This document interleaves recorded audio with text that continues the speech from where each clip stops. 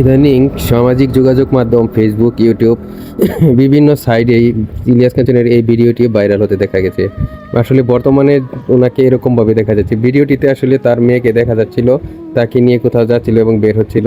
তিনি তা কখনো ইলিয়াস কাঞ্চনকে কোনো কথা বলতে দেখা যায়নি, তবে তার চেহারার এক পাশে বেঁকে যেতেও দেখা গেছে। তিনি কাউকে চিনতে পারছেন না এমন কিছু শোনা যাচ্ছে।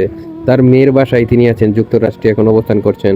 আসলে তিনি 2025 সালের সেপ্টেম্বর মাসে যুক্তরাষ্ট্রে পাড়ি জমিয়েছিলেন চিকিৎসার উদ্দেশ্যে, কারণ সেখানেই তিনি তার মেয়ে ছিল এবং তার মেয়ের বাসায় উঠেছে এবং তার মেয়ে তাকে দেখভাল করছে।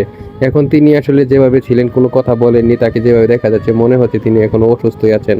আসলে এই নিয়েই আসলে সিনেমা পাড়ায় উদ্বেগের শেষ নেই, কারণ তিনি একজন প্রখ্যাত শিল্পী ইলিয়াস কাঞ্চন, যার অনেক নামি দামি জাতীয় পুরস্কার রয়েছে, সিনেমা রয়েছে, এবং তিনি পর্দার বাহিরেও তিনি নিরাপদ সড়ক আন্দোলনে মধ্যে ছিলেন এবং তিনি নিরাপত্তা দেওয়ার জন্য সড়কে অনেক পরিশ্রম করে গেছেন অনেক বছর যাবৎ, কারণ তার স্ত্রী সহধর্মিণীকে তিনি এই সড়ক দুর্ঘটনায় হারিয়েছিলেন।